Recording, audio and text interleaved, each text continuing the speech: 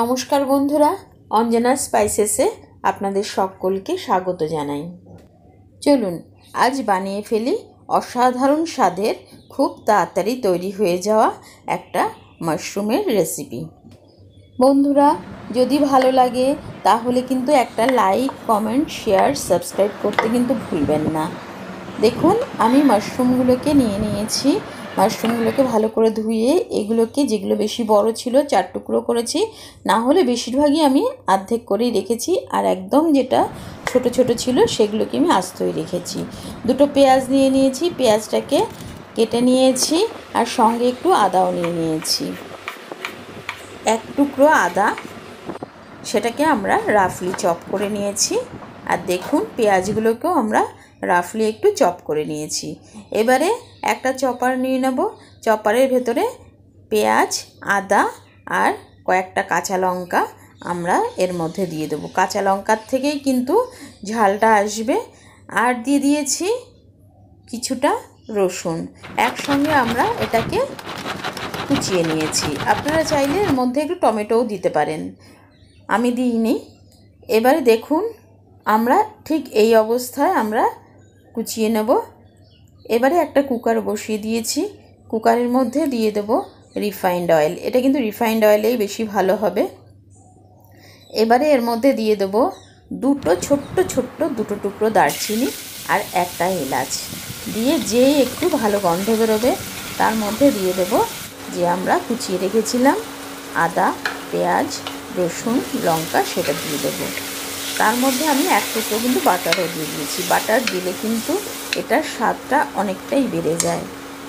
এবারে দিয়ে দেবো এর মধ্যে 1 চামচ হলুদ, 1 চামচ জিরে ধনের গুঁড়ো, আমি একসঙ্গে পিষে রাখি সেই জিরে ধনের গুঁড়ো, আর 1.5 চামচ কাশ্মীরি রেড চিলি পাউডার, আর দিয়েছি 1.5 চামচ লবণ। কাশ্মীরি রেড চিলি পাউডারে কিন্তু ঝাল হবে না, ঝাল কিন্তু আমার কাঁচা লঙ্কা থেকেই হবে। এটা শুধুমাত্র রঙের জন্য দিয়েছি। আপনারা চাইলে নাও দিতে পারেন, দিতেও পারেন, কোনো অসুবিধা নেই। এবারে যেই দেখবেন একটু ভালো করে কষানো হয়ে গেছে, একটা আলুর অর্ধেকটা, আমি আলু সেদ্ধ ছিল সেই সেদ্ধ আলুটা আমি এর মধ্যে ভালো করে মিশিয়ে নেব। তাহলে এই গ্রেভিটা একটু গাঢ় গাঢ় হবে, খেতেও ভালো লাগে, দেখতেও ভালো লাগে। এবারে এটাকেও কিন্তু ভালো করে আমাদের কষিয়ে নিতে হবে। একটু গরম জল দিয়ে আবার এটাকে আমরা ভালো করে কষিয়ে নিতে হবে। এই মশলা কষানোর ওপরেই কিন্তু আপনাদের রান্না অনেকটাই নির্ভর করে, তাই মশলাটাকে ভালো করে কষিয়ে নেবেন।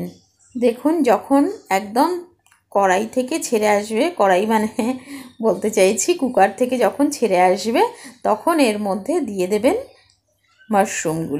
মাশরুমগুলো দিয়ে ঝালমুড়ির মতন একটুখানি ভালো করে মাখিয়ে নেবেন। মাখিয়ে ভালো করে একদম এটার ভেতরে যেন মশলাগুলো সবকটার ভেতরে সমানভাবে মিশে যায়, একদম ঝালমুড়ির মতন একদম মাখিয়ে নেবেন। মাখিয়ে নিয়ে এবারে এর মধ্যে দিয়ে দেব গরম জল। খুব বেশি জল দেওয়ার দরকার নেই, দেখুন এইরকম জল দিয়ে দেবেন। এটা আরও জলটা একটু বেড়ে যাবে যেই এটাকে চাপা ঢাকা দিয়ে হবে, কারণ এটা বেশি সময় লাগবে না, শুধু সিটি পড়লেই হয়ে যাবে। আমি এতে 2টো সিটি দিয়েছি। যেই সিটিটা বসে গেছে তারপরে আমি এটা খুলে বার করেছি। দেখুন, আরেকটু জল কমও দিতে পারেন, আপনার যদি গ্রেভি অতটা না পছন্দ হয় আপনি আরেকটু কমও দিতে পারেন। ওটা আমার তৈরি হয়ে গেল। এবারে আমি ময়দার পরোটা করব আজকে, তাই ময়দাটাকে মেখে নিয়েছি। মেখে নিয়ে এটাকে গোলা করে এটাকে বেলে হালকা তেল দিয়ে সেঁকবো। এটা কিন্তু একদম বেশি তেল দেওয়া হবে না, শুধু ব্রাশে করে ওপর থেকে তেল যেটুকুনি ব্রাশ করে দেওয়া হয় সেইটুকুনি দেব, বেশি তেল এর মধ্যে দেব না। অল্প তেলেই আমরা এটাকে সেঁকে ফেলবো। দেখুন, এপাট ওপিট এপিট করে আমরা এইভাবে ঠিক সেঁকে নেব। আমি কিন্তু তেলটার ভেতরেও আমি একটু বাটার আর তেল মিশিয়ে, দুটো একসঙ্গে মিশিয়ে তাই বানাচ্ছি। এইভাবে ঠিক সেঁকে নেবেন, তাহলে বেশি তেলও লাগবে না, আর খেতে কিন্তু অসাধারণ হয় এই পরোটার সঙ্গে। আর এই যে মাশরুমের কম্বিনেশান, এটা কিন্তু অসাধারণ লাগে খেতে। ভালো লাগলে লাইক, কমেন্ট, শেয়ার, সাবস্ক্রাইব করতে কিন্তু ভুলবেন না।